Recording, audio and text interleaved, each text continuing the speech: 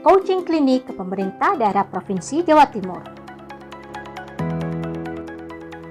Kegiatan ini mempunyai tujuan untuk yang pertama, menyampaikan pemahaman tentang kebijakan implementasi kurikulum Merdeka. Kedua, menyampaikan contoh atau pemodelan implementasi kurikulum Merdeka. Dan ketiga, yaitu mendampingi peserta dalam praktek implementasi kurikulum Merdeka. Dalam kegiatan ini, materi yang diberikan oleh para narasumber meliputi kebijakan kurikulum. Hal ini mengawali tentang riset menunjukkan bahwa pandemi menimbulkan kehilangan pembelajaran atau learning loss pada literasi dan numerasi yang signifikan. Sehingga tercetuslah kurikulum Merdeka, di mana dalam implementasinya pada satuan pendidikan bisa disesuaikan dengan kesiapannya masing-masing. Yang pertama bisa memilih mandiri belajar, kedua mandiri berubah, dan ketiga mandiri berbagi. Kemudian diterapkannya prinsip pengembangan kurikulum operasional di satuan pendidikan yang meliputi poin pertama yaitu berpusat pada peserta didik dan kontekstual. Poin kedua yaitu esensial dan poin ketiga yaitu akuntabel dan melibatkan berbagai pemangku kepentingan. Dalam hal ini adanya keterkaitan pada profil pelajar Pancasila. Kemudian adanya proses penyusunan kurikulum operasional satuan pendidikan, di mana satuan pendidikan bisa mengembangkan kurikulum operasional berdasarkan kerangka dan struktur kurikulum sesuai karakteristiknya. Berikutnya, materi proyek penguatan profil pelajar Pancasila. Hal ini merupakan kegiatan kokurikuler yang berbasis proyek, di mana dirancang untuk menguatkan upaya pencapaian kompetensi dan karakter sesuai dengan profil pelajar Pancasila. Dalam menyusun modul proyek, ada beberapa komponen yang harus diperhatikan, antara lain informasi utama, asesmen persiapan, langkah-langkah pelaksanaan, kegiatan pengayaan, dan tips untuk guru. Pada penentuan tema, jenjang SD wajib memilih minimal 2 tema per tahun. Sedangkan untuk jenjang SMP, SMA, dan SMK wajib memilih minimal 3 tema per tahun. Selanjutnya, materi capaian pembelajaran atau CP merupakan kompetensi pembelajaran yang harus dicapai oleh peserta didik pada setiap fase. Pada penggunaan CP dalam pembelajaran di kelas, CP ini diturunkan ke alur pembelajaran dan tujuan pembelajaran, kemudian dikembangkan menjadi modul ajar.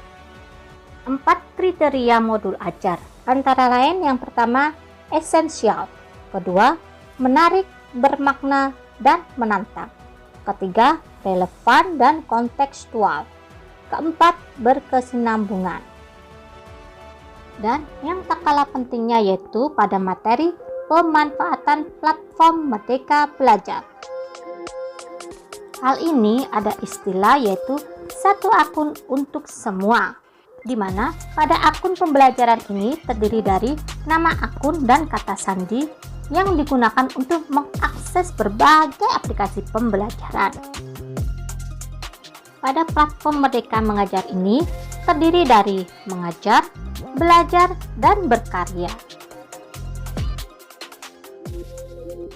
Kemudian dilanjutkan dengan rencana tindak lanjut atau RTL bagi peserta kegiatan. Hal ini bertujuan supaya peserta kegiatan dapat 1. Menyusun kurikulum operasional satuan pendidikan. Kedua, pengembangan perangkat pembelajaran. Ketiga, merancang proyek penguatan profil pelajar Pancasila. Dan yang keempat yaitu pengembangan asesmen pembelajaran. Kegiatan ini diikuti oleh peserta yang berasal dari beberapa kabupaten kota, yang salah satunya yaitu dari Kabupaten Banyuwangi.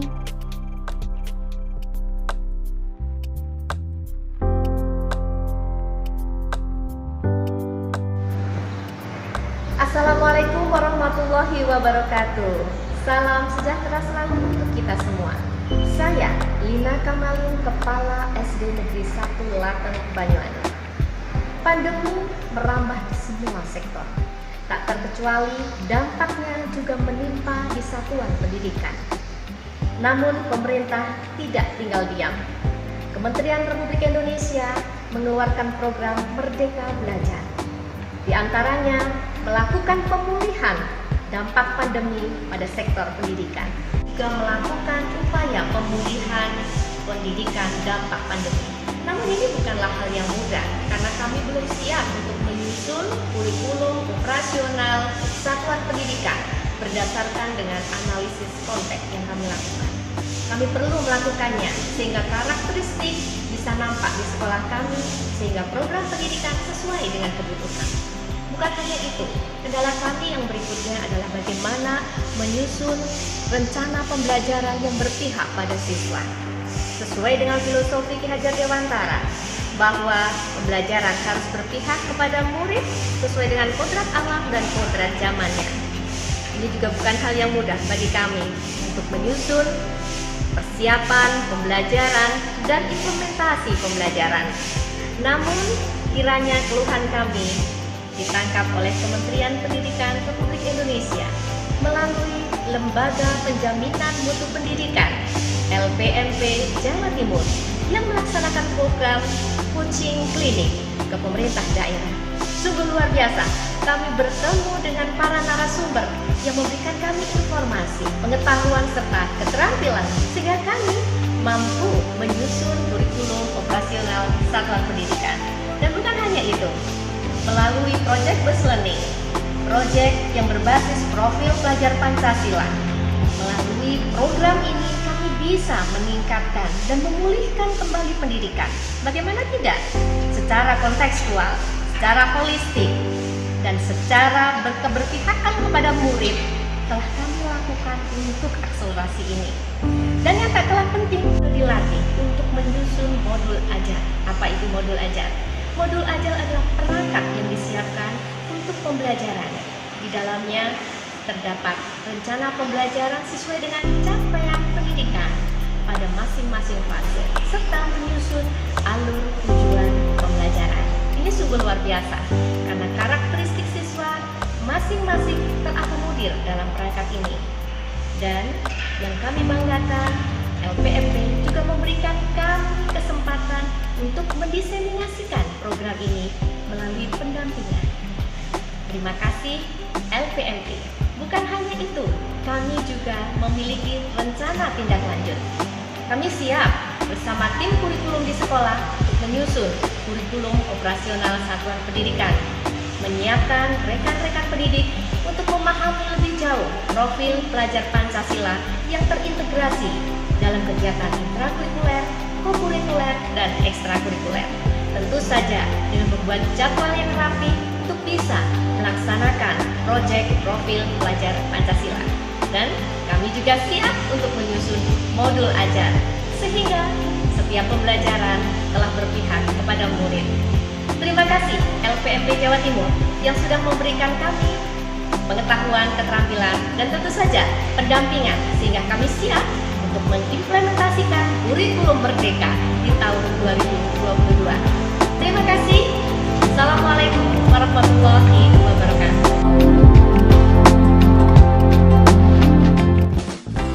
Bagaimana perasaan dan pengalaman Ibu saat mengikuti kegiatan ini?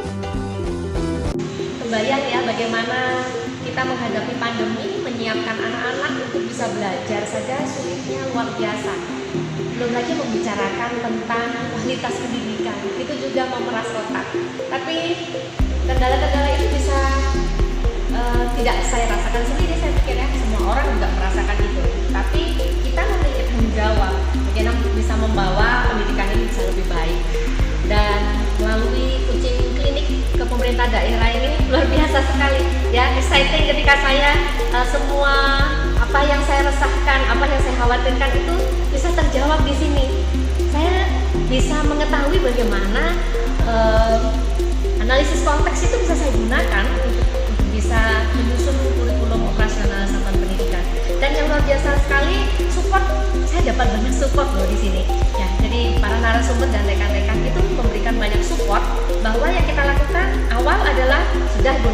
saja yang ada, sudah contoh yang ada itu digunakan kemudian diadaptasi, jangan hanya di copy paste, tetapi lihat analisis konteksnya. Tapi itu tidak cukup gitu. Jadi ketika para narasumber itu memberikan sebuah kemudahan kepada kami untuk udah copy aja yang itu, tinggal replace aja, sesuaikan dengan kondisi, itu sebetulnya bukan justru membuat kami menjadi ya udah selesai di situ, tidak, tapi tiba-tiba lah kenapa saya bisa lebih baik dari itu. Nah kemudian kita coba lagi, kurikulumnya tetap deh, tetapi bahan ajarnya kita unduh di platform gitu. Nah ini juga jadi sebuah tantangan baru bagi saya ketika kemudian saya lihat loh ini susah banget ini kalau saya harus convert begitu banyak modul, saya jadi lama-lama sibuk buat convert dong. Nah ini juga nggak, saya pikir tantangan berikutnya kenapa nggak saya coba. Nah saya coba untuk melihat masing-masing capaian dari masing-masing fase, dan luar biasanya hal itu jadi seperti pencerahan gitu. Nah saya bisa nih, ini kan cuma alur tujuan pembelajaran yang isinya bagaimana menyusun sebuah rangkaian pembelajaran secara terstruktur ya, sistematikanya terstruktur sesuai dengan metakognitif anak-anak ya. Jadi harapannya kan selalu berpihak kepada murid. Nah ini jadi exciting ya buat saya ketika akhirnya wow saya bisa gitu ya. Akhirnya saya bisa menyusun modul ajar walaupun dilakukan bersama-sama dengan rekan-rekan, tetapi setidaknya saya mengetahui bagaimana alur dari menyusun modul ajar ini. Karena menurut saya juga bagian hal yang tersulit adalah satu, menyusun kurikulum operasional satuan pendidikan yang bisa mengakomodir semua kebutuhan di level-level tertentu. Kemudian yang kedua adalah bagaimana saya harus menyelesaikan ya, menyusun, menata proyek. Proyek ini juga bukan hal yang sederhana bagi teman-teman pendidik kami. Tetapi dengan bantuan memilah dan memeta jam akhirnya terselesaikan juga. Dan yang paling luar biasa, saya bisa menyusun modul ajar. Adakah kendala pelaksanaan kurikulum merdeka di sekolah Ibu? Kami sudah melaksanakan sih kurikulum merdeka, jadi kita implementasikan sejak beberapa waktu yang lalu. Kendala kami yang pertama adalah kami kesulitan menyusun kurikulum operasional satuan pendidikan. Ya, ini hal yang rumit karena ini akan jadi sebuah panduan untuk proses dan program sekolah. Yang kedua adalah menyusun bahan ajar. Modul ajar ini juga bukan hal yang sederhana bagi kami karena yang ada di platform itu adalah memang yang terbaik, akan tetapi setelah kami lihat kami juga kesulitan untuk mengunduh dari PDF kita convert kepada Word, itu juga butuh proses. Kemudian ada beberapa hal yang tidak sesuai dengan karakteristik siswa.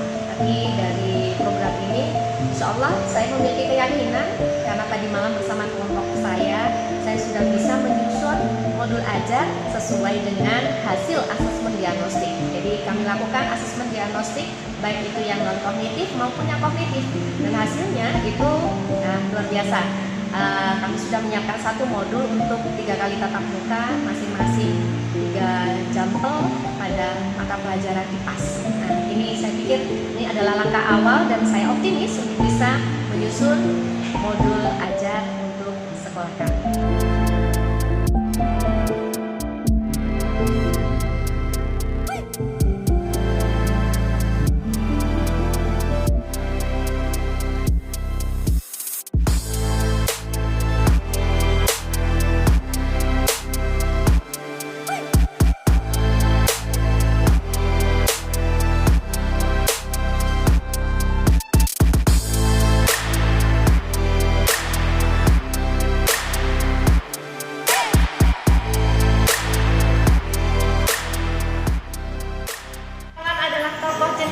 Kita tonton sambil makan mie. Implementasi kurikulum merdeka adalah upaya pemulihan pendidikan di masa pandemi.